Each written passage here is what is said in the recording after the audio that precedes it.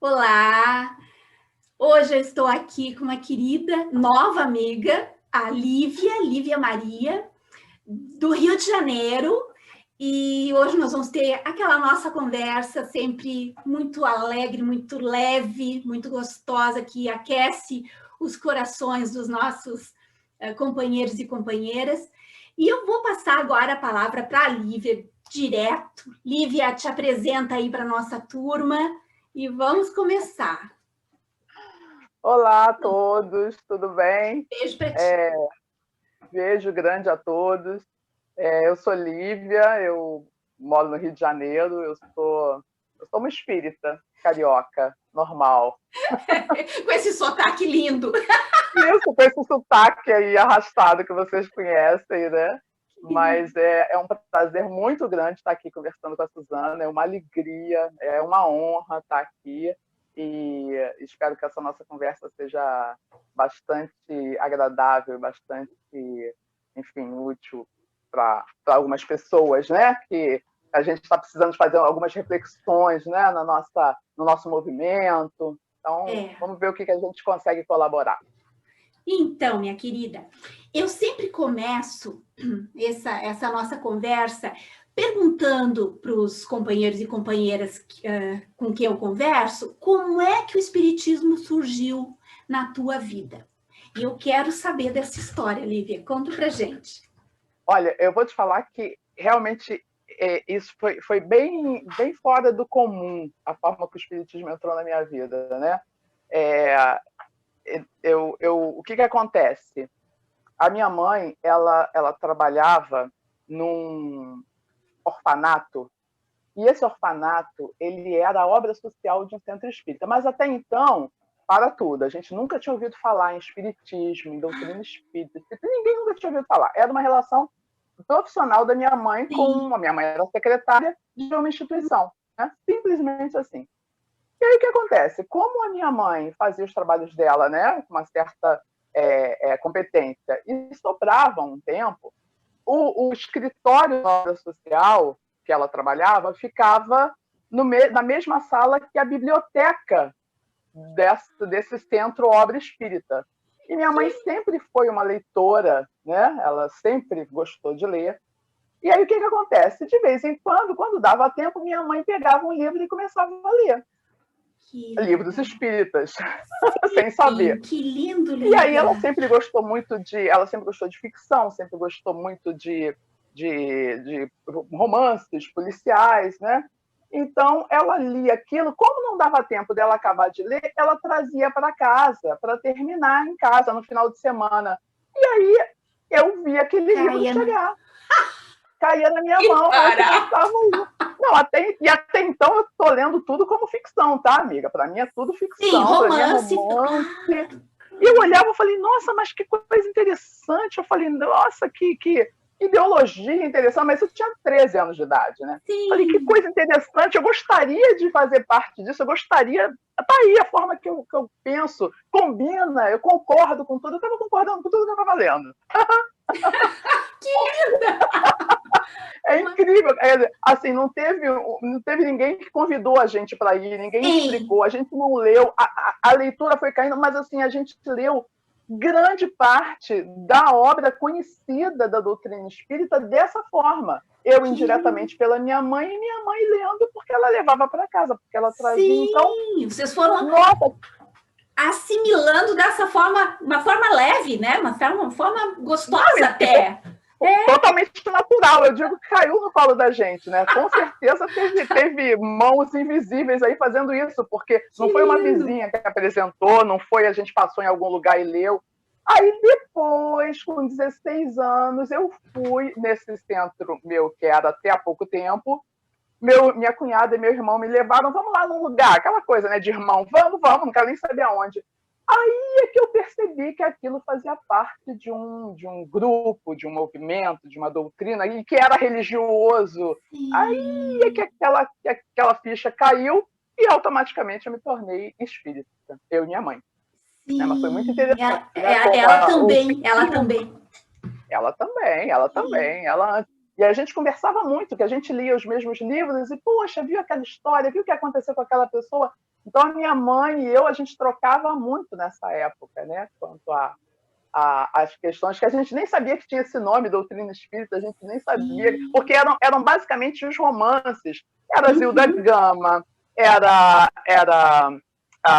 oh meu Deus, a Ivone Pereira.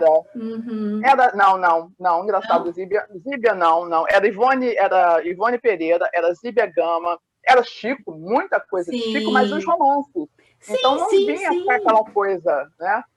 Nossa, mas foi muito interessante. É um começo bonito, foi um começo lúdico. Exato, né? Foi quase poético. Foi lúdico. Porque sabe que os inícios, muitas vezes, eles são mais sofridos. Muita gente cai na doutrina espírita por causa de dor mesmo, né? De sofrimento. É verdade. E tu disseste que não está mais frequentando o centro? Não tô, porque teve uma ruptura, né? Foi em junho do ano passado. Bom, a coisa já vinha se arrastando, eu já vinha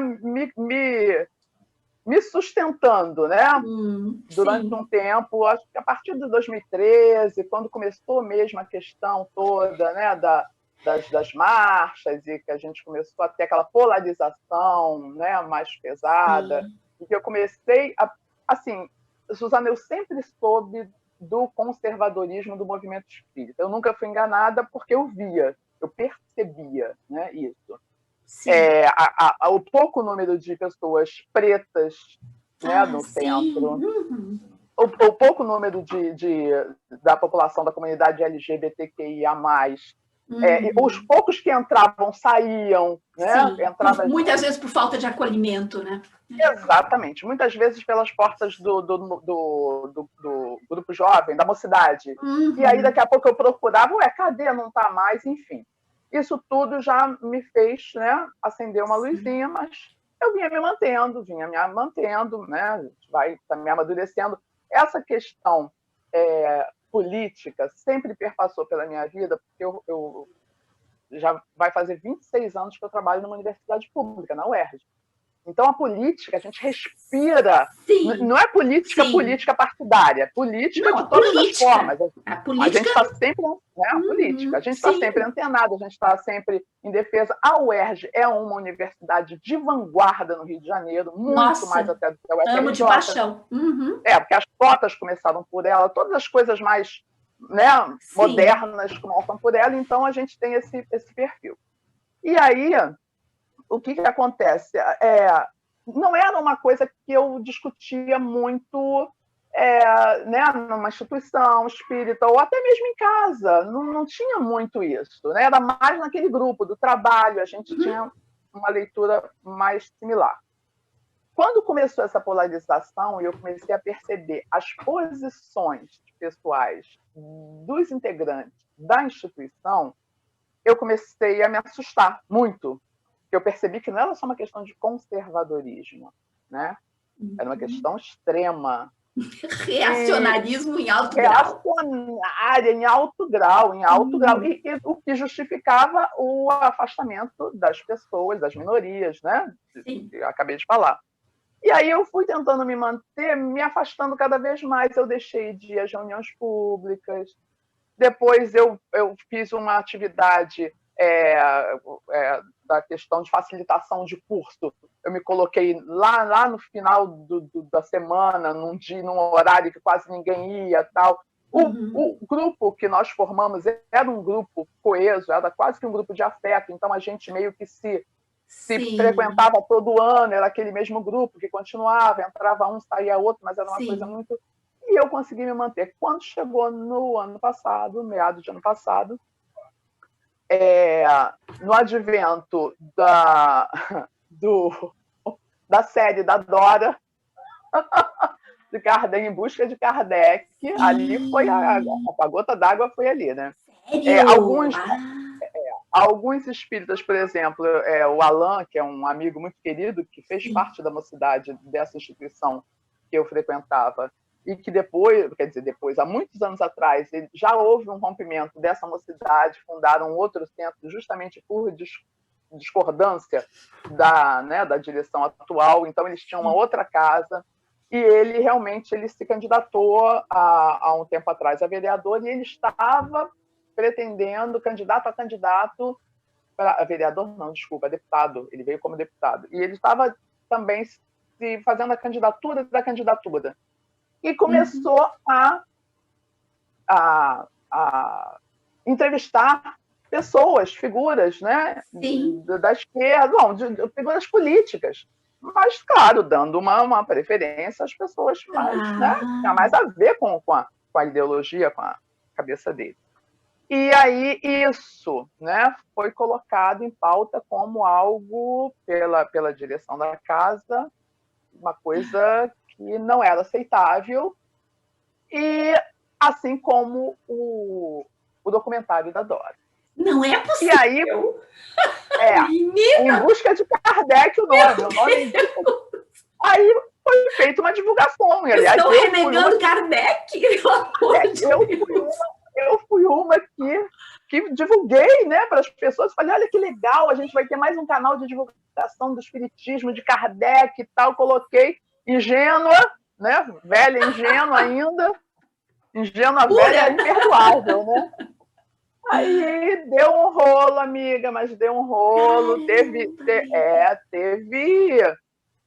textão de dirigente com coordenador e todo mundo assinando embaixo, e aí eu fui obrigada a oficializar a minha saída, porque realmente depois daquilo não dava mais para continuar. Não, então mas... eu participei, foram mais de 20 anos, né? Assim, e eu era uma frequentadora assim, assídua e uma praticante mesmo. Eu gosto, claro, né? Mas não dá. Estava muito dissonante, Suzana, estava muito estranho, diferente, né? Muito estranho, muito aquém, né, do que a gente espera, principalmente quando a gente usa a bandeira de Jesus e Kardec, é muita responsabilidade para a gente se associar a ideias tão horrorosas, tão feias, né? Aí agora eu me considero uma estudante do espiritismo, eu me considero uma espírita independente, enfim. E eu era das que eu fazia realmente, né, até em nome da própria casa, eu fazia exposições, apesar de não ser palestrante, mas eu sou professora, eu fazia, né, que as pessoas chamam de palestra, fazia palestra nos centros, em outros centros, em outras casas espíritas, mas agora não dá, vou ter que me apresentar de outra forma, vou ter que, né, falar e dizer que eu não faço mais parte. Eu estou trabalhando de forma independente e vou dizer para você que eu gostei muito, estou gostando muito, porque me foi apresentado um grupo, né, assim como você, assim como a Dora, assim como o Sérgio, assim como a Carla Pavão, assim como os rapazes todos, Sejus, os coletivos. É tanta gente que pensa igual a gente, porque em primeiro momento, e assim, não foi logo que eu saí, tá? Quando eu comecei a perceber que eu estava pensando muito diferente, eu comecei o medo de ficar sozinha, de ficar sozinha, assim, de não ser aceita, que deve ter alguma coisa de errada comigo, porque o que eu estou pensando está muito diferente do que está posto. Todos nós chegamos nessa mesma dúvida. Meu Deus, será que eu estou ficando maluca? Né? Eu falei, eu acho que eu estou obsidiada, olha só eu mesmo. Eles adoram dizer isso pra gente, né? Mas eu mesma já me falei, eu sou de virgem, amiga, eu sou mais autocrítica do que eu sou muito crítica, mas eu sou mais ainda autocrítica, né? Falei, gente, acho que eu estou obsidiada, eu botei a mão na cabeça. Quando eu percebi que tinham todos esses coletivos, essas pessoas, e a viagem que eu fiz lá para Bragança, né? Deve ser maravilhoso. De pedagogia espírita da Dora, que eu conhecia as pessoas que pensavam igual. Eu falei, meu Deus, tem um universo, tem um mundo. Que lindo! E, assim, Lindo, é lindo. E eu já sabia que a Dora, né? Porque o que acontece? A Dora, eu tive contato com ela em 2005, eu ainda estava na minha graduação de pedagogia, e eu sempre lia os livros da Dora, e eu percebia muita coisa ali, batia assim, oh, que delícia é isso, Claro. que bom, aquele afago, né, no humanismo, coração. né? Humanismo, e sempre essa coisa, ela sempre foi de vanguarda mesmo, né? Ela sempre foi mais à esquerda, ela sempre foi independente, ela sempre foi essa coisa de, né, de apanhar antes da gente, né? Ela apanhou antes da gente. Até porque ela logo começou a escrever artigos e muito antes dos coletivos estarem mais assim famosinhos e tal, os artigos dela já estavam aparecendo. Por isso que dirigentes, não dos lugares menores, mas assim dos grandes centros já estavam antenados. Tipo assim, já. Ela deve ser simpatizante dos subversivos. Isso, comunista, socialista, maravilhosa, adoro. Imagina. Aí, quer dizer, por isso, entendeu o porquê do boom do documentário dela, foi assim, a gota d'água, e aí eu já estava de tal forma assim, agrupada e aglomerada com vocês, que eu falei, ai, é hora das coisas. Essa seria a segunda pergunta que eu ia te fazer, Lívia. Feliz. E aí tu mergulha de novo e coloca detalhes. Como é que o espiritismo progressista apareceu na tua vida? Como é que tu começou? A princípio, então, lá na Pampédia, né, em Bragança, mas detalha isso mais.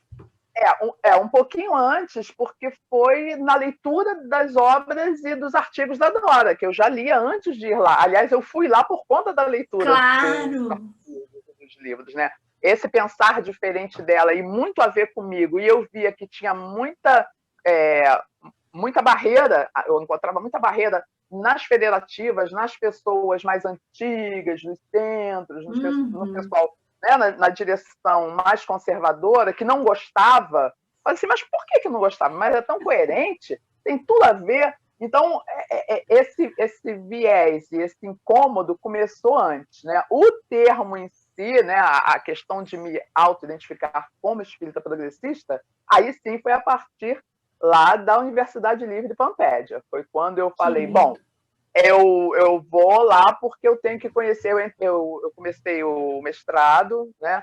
Eu tenho que dizer que a minha monografia já foi sobre pedagogia espírita. E aí que bonito, Lívia. Foi lá no início dos anos 2000 e depois eu fiquei 10 anos para tentar entrar no mestrado com esse tema, porque eu até era aprovada, né? Mas quando chegava na entrevista, o tema não era de agrado da academia, é compreensível, enfim. É um tema maldito para a academia ainda, a religião se preserva um pouco. E além de ser de muita vanguarda, o UERJ, ela até teve uma excelente aceitação no que diz respeito às pesquisas de cunho de religiões afro-brasileiras, né, o que muito me orgulha também. Eu via que a gente não conseguia entrar, eu não conseguia entrar com o espiritismo, estava difícil, mas enfim, foi. 10 anos depois, que lindo. Entrei. Parabéns, Lívia. Que lindo. Obrigada, meu amor, obrigada. E uma vez estando lá, eu fui, vou agora entrevistar a Dora, né? E fui a São Paulo, peguei meu carro, falei, vou fazer essa viagem, adoro viajar de carro, adoro. Vou cruzar o Brasil de carro, você pode ter certeza. Aí fui com o carro, curtindo, fui e tal, e entrevistei, cheguei, ela falou, olha, Lívia, a gente vai estar em aula, você vem, assiste a aula, generosa como sempre, né? Você vem, assiste a aula, para você ter uma ideia de tudo, e aí a gente faz a entrevista, e assim foi. A partir dali eu coloquei como é que se diz? O crachá do espírito progressista. Que lindo! Sou progressista, sou espírito progressista. Ora, essa denominação veio porque, tipo assim, nós iríamos nos chamar espíritos de esquerda, mas daí tem muitos espíritas que fazem parte do movimento, mas não são partidários, não são assim ligados à política em si, né? Política partidária. Então a gente não quis melindrar ninguém, né? Então o nome ficou um nome mais amplo, assim, mais. Apesar de ser redundante, né, Suzana? Claro! por si só ele já é progressista, né? A gente sabe disso, mas tudo bem. A gente precisar reafirmar isso, né? É uma coisa... Enfim, mas chegamos nesse ponto. Chegamos nesse e tem que ter um nome, tem que ter um termo, tem que ter algo que realmente né, defina, conceitue. E eu não quero mais fazer parte desse movimento espírita tradicional, eu não faço mais parte dele, eu não me identifico com ele, né? E estamos aí. Como tu disse no início ali, faz tanta falta para a gente aquela coisa daquela convivência, a coisa do centro espírita mesmo, né? Que é aquele momento de tu ir trabalhar, te doar, isso faz falta. Mas eu já estava me sentindo mal. Eu chegava do trabalho pior do que quando eu ia. Então, alguma coisa tinha que mudar mesmo, sabe? Eu estava me sentindo... A questão do trabalho social, a gente consegue fazer uma visita a uma instituição sem necessariamente estar arraigada, né? Estar vinculada a uma instituição. A gente consegue até formar um grupo para fazer as comidas e levar. Aqui tem muita coisa de quentinha aqui no Rio, não sei se aí onde você mora também tem. Né? Os centros espíritas aqui não fazem muito a questão da sopa, eles fazem mais a questão da cesta básica, entendeu? Da cesta básica e enxoval, aquelas coisas assim, aqui, bem tradicionais, assim, bem... Não, aqui também tem, o enxoval tem tudo. Aqui no Rio, como a população em situação de rua ela é muito grande, Suzana, porque aqui faz calor o ano todo, aqui não tem frio, e aqui as pessoas vêm para cá para conseguir emprego, essa questão da quentinha ou da sopa, né? No nosso caso era a quentinha da comida, é muito forte, é um trabalho muito, muito forte. Inclusive, instituições que não são espíritas fazem isso e fazem muito. As igrejas evangélicas e protestantes, o católico, eles atuam de maneira louvável nessa área, né? Então, isso também dá para você fazer, para você juntar em casa e colocar no carro e, quer dizer, a questão, o vínculo com a instituição, no meu caso, como eu era facilitadora também das obras, né, fundamentais, essa questão do grupo de estudo me faz muita falta. E todo o restante eu consigo, esse grupo de estudo me faz falta. Apesar do que o nosso grupo, que já tinha virado um grupo de afeto, falou, mas você faz, a gente está contigo, a gente continua. Eu falei, mas isso não é legal, né? Isso é antiético, porque, afinal de contas, o vínculo que vocês têm é com a casa, e eu saí da casa, eu não me senti à vontade para continuar. Tu sabe, né? Lívia, que uma vez eu cheguei a montar um grupo de estudos, quando aconteceu um rompimento desse, na minha casa. Eu fiquei 6 anos. Eles vieram. Eu ia sair do centro, daí o grupo falou, meu Deus, o grupo vai se desmanchar. Para o grupo não se desmanchar, eu abri, então vamos fazer lá em casa. Durante 6 anos eu fiz na minha casa. Que maravilha, Suzana! Que bom. Juro. Aqui em casa não tem espaço, eu moro num apartamento, não tem espaço, mas você começou a me dar uma ideia boa. De repente, tem alguém que tem uma casa maior e a gente faz um grupo, né? Claro! Conversa com eles, conversa. Se vocês ainda têm contato, alguém cede lá uma garagem, um quarto, um lugar, e vocês façam. Porque, sinceramente, eu acho que a tua coisa, a tua ligação é muito mais com a espiritualidade do que com aquela casa em si, sabe? Com certeza. Te libera e faz, que tu vai te sentir tão bem. E também, Desculpa, fala. Nada, querida, eu cortei, pode. E também, se tu quiser participar do grupo no WhatsApp, o grupo do Sejus, nós temos um grupo de estudos lá, que é um grupo regular, a gente estuda obras, né? A gente agora está terminando uma obra Espiritismo e Política, e se tu quiser, é só me falar que eu te coloco. Opa, já quero. Já muda, já dá aquela sensação de que eu não tô parada, né? É legal. Sim, porque o que acontece? Eu tô seguindo as lives do Sérgio Aleixo, que ele está de férias agora. É um querido, né? É um amor. Aí eu sento, aí minha hora de estudo. Sento com meu livrinho, com meus livros, que ele faz referência à obra fundamental inteira de Kardec, de toda a obra dele eu gosto muito e anoto tudo, faço tudo mas a gente está acostumado com aquela coisa do grupo mesmo, né? A sorte é que, como a pandemia já obrigou esse distanciamento, Sim. eu não estou sentindo tanto, porque não é, o problema não foi só eu ter me afastado, é porque ninguém pode se juntar mesmo. Sim. Então, acho que Exato. foi uma caridade, assim, né, da espiritualidade para mim, para tipo assim, vai se desacostumando, porque não vai rolar muito. A gente vai se desprendendo de uma forma menos dolorosa. Isso aconteceu com todos nós. Né? Eu imagino. E tem, olha, meu Deus, no Facebook tem vários grupos maravilhosos com postagens assim filosóficas e de discussão maravilhosas. No WhatsApp tem grupos também de debates e de conversas, e esse, o Sejus é de estudos, é basicamente um grupo para estudo. Enfim, eu acho que a gente vai se havendo no meio disso, né? Se encontrando e preenchendo aqueles vazios todos que foram deixados, né? A gente tem que encontrar outra forma. Eu estava ouvindo uma vez o Alisson Mascaro.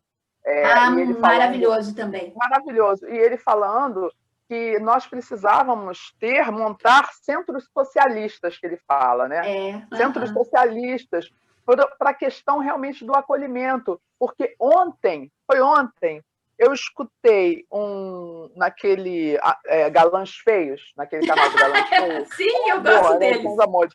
Eu escutei um rapaz que ele é protestante, e ele falando assim, ele nascido e criado nas igrejas, né? E ele falando assim, muitas pessoas que estão lá não concordam com nada do que o pastor fala. Não concordam. Eles estão lá, muitas vezes, porque a primeira vez que cantaram parabéns para o aniversário daquela pessoa foi lá dentro. Então, é a questão do grupo de acolhimento, da questão social. Carência do afeto, né? Carência do afeto, do pertencimento, né? Do se sentir, enfim, num grupo. E aí, quando o Alisson, eu fiz essa ligação com a fala do Alisson Mascaro, que nós teríamos que abrir centros socialistas, e centros socialistas como fossem centros sociais mesmo, como associações, lugar para você se encontrar, ter dias para fazer alguma coisa, para orientar, para facilitar, para abraçar, para cantar parabéns. E, infelizmente, só as instituições religiosas fazem isso. E aí, quando a gente fala, mas poxa, né, para a gente já não dá, para quem não dá tanta importância a isso, a gente esquece que grande parte que votou e colocou essa criatura, né, no governo vem de um outro patamar, né? Vem de uma outra condição social, de nem concordar com o que se fala o pastor, mas com o estar dentro. Eu vou até te falar, no próprio centro espírita, né? Nas próprias casas espíritas, pelo menos no que eu frequentava, tinha uma questão social muito grande. Muita gente ia lá para o social mesmo, ou porque em casa não tem essa valorização, ou para fugir, né, de um ou outro problema, ou para se sentir útil, ou para sentir que está fazendo a diferença na vida de alguém. Então, essa questão social, eu estou falando das igrejas protestantes evangélicas, mas isso acontece nas nossas instituições, nas instituições do movimento espírita. Sim, acontece. Tu falando, eu me lembrei de uma coisa, olha que coisa curiosa, bonita, uma lembrança me veio assim, muito bonita. Numa das casas porque eu fazia palestras, então eu participava de várias casas, mas aos poucos eles foram me deixando de lado, sabe como é que funciona, né? E numa delas, mas enfim, Lívia, eu continuo tendo, né, no meu coração as boas lembranças e simplesmente não vou mais. Mas numa delas tinha um caso muito bonito, que tinha uma senhora que começou a se oferecer para ser voluntária lá, para distribuir fichinha de passe, aquelas coisas. Ela queria trabalhar, ela queria fazer parte. E ela era muito querida, muito carinhosa, muito carismática, assim, muito afetiva. E todo mundo que chegava, ela dava um abraço. Olha, a coisa mais amada. Ela ficava na porta, esperando as pessoas chegarem, e daí ela abraçava, ela pedia, eu posso te dar um abraço? E todo mundo... Então, aos poucos, começou a formar uma fila de gente para ganhar o abraço dela, tu acredita? Coisa mais linda! Que lindo! Não, lindo, lindo. Aí, olha só como as coisas são. Ela faleceu, ela desencarnou de repente, essa senhora, e a casa colocou um cartazinho, assim, um quadrinho na parede, Cantinho do Abraço, em homenagem a ela. E outros da casa meio que se colocaram ali para dar o abraço, porque as pessoas quase imploravam para receber o abraço. As filas continuavam, só que ela não estava mais ali. E as pessoas aí, outros tiveram que começar a fazer isso. Existe. Eu acho que isso existe até hoje. Eu deixei de frequentar, mas que coisa linda, né? Bonito, né? Quer dizer, é lindo, né? Bonito. Para tu ver, as pessoas estão muitas vezes frequentando um lugar, querendo um toque, um abraço, sabe? Um olhar, né? No atendimento fraterno. Atenção, Suzana. A pessoa quer atenção. A pessoa que está querendo alguém que olhe no seu olho, que te ouça. Só, às vezes é só isso, né? Um abraço, então, quando vem como prêmio. Pensa, menina. Que coisa mais linda, né? Então, lindo, é lindo. Eu acho que nós, agora que a gente está se encontrando, está se conectando, e é tão bonito isso, né? De todos os cantos do país. Nós estamos fazendo isso agora para a gente mesmo, né? Sim. Nós estamos nos reforçando, sabe? Nos dando, assim, nós estamos nos acolhendo. Isso. Já que cada um... Fala. Já que cada um... as histórias que eu escutei, que eu escuto, são as mesmas. Todo mundo meio que está sem chão, todo mundo teve que sair, ou por agressão, ou por, sabe, palavras horríveis que ouviram, coisas ruins que aconteceram. Então, a gente agora está se acolhendo. É bom. Assim, é interessante, primeiro, porque é do Brasil todo, mas tem a questão do distanciamento. Mas aí a gente exercita o carinho à distância, o afeto, o amor, a vibração, o pensamento, porque você pensa naquela pessoa e vem já aquele calorzinho no coração. Eu digo que é quase que uma educação para a morte, como diria o Solano Pires. Sim. Porque da falta da materialidade, a gente não está junto, não está presencial, a gente não está se tocando, mas a gente tem um afeto e um carinho, como eu tenho por você, como eu tenho pela Dora, como eu tenho pela Carla, as pessoas, né, que estão distantes. E o São Paulo é enorme, vocês mesmos moram em São Paulo, mas moram distantes, às vezes, uma da outra. Você mora em São Paulo. Eu moro no Rio Grande do Sul. Eu moro no Rio Grande do Sul. É verdade. Eu já falei, esse sotaque é sulista, que eu conheço, que eu adoro esse sotaque maravilhoso. Eu moro no Rio Grande do Sul. É mais ao sul. Ai, que beleza. Então, sim. E as nossas amigas de São Paulo, mesmo elas também ficam distantes, né? Tem a Ana Cláudia Laurindo, né? Em Alagoas. Sim, tem as todo mundo está nos cantos né? Cada um num canto. Estamos separados, mas estamos juntos. Esse exercício de nos acolhermos, né? Exatamente. E isso, Lívia, também é um tipo de trabalho espiritual. Isso é uma forma da gente trabalhar as nossas emoções, as nossas vibrações, entende? A coisa nós estamos quase que fazendo irradiação o tempo todo entre nós. O tempo verdade. todo. O tempo Porque todo. não tem jeito, a gente não está se vendo, tem que vibrar, tem que mandar. Exatamente. Uma fica doente, a gente fica vibrando para ela, para melhorar, e melhorou, que bom, a gente vibra porque melhorou, porque nós estamos criando grupos de irradiação pela internet, grupos de WhatsApp só para fazer irradiação. É lindo isso. É lindo. E é isso mesmo, né? Não precisa de toque, né? É por aqui, né? É aqui e aqui. É isso aí.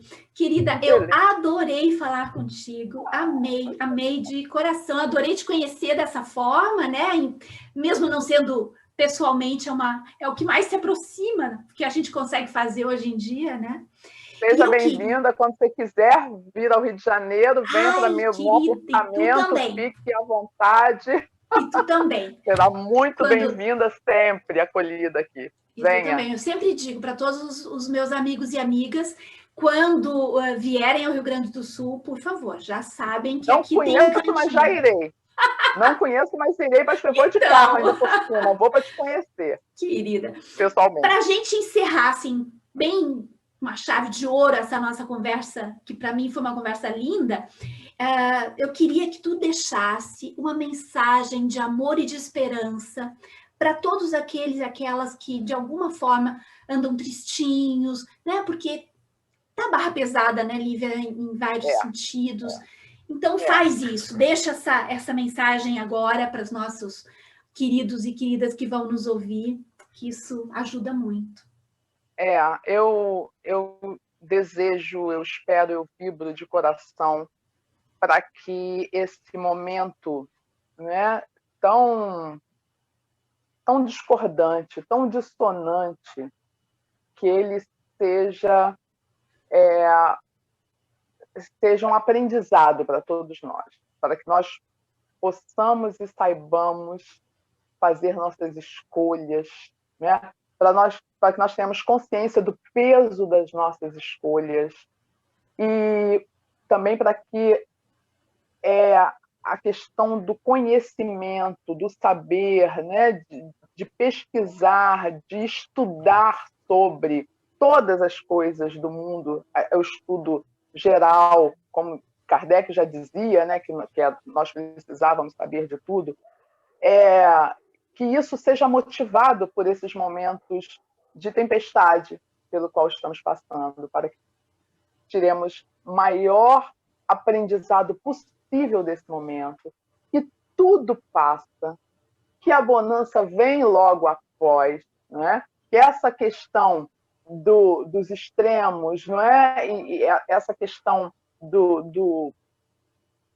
dessa dificuldade que a gente passa faz parte para que a gente entre num certo equilíbrio a partir de algum tempo, e que a tolerância, e que a paciência, a compreensão, o afeto, a amizade, o acolhimento, o apoio, esteja sempre presente nas duas mãos, a gente sempre recebendo e doando para os nossos queridos, para os nossos amores, como eu chamo, sejam eles quem forem, encarnados ou desencarnados. Então, que esse aprendizado se faça, para muitos de uma maneira bastante dolorosa, para mim, por exemplo, que perdi meu irmão para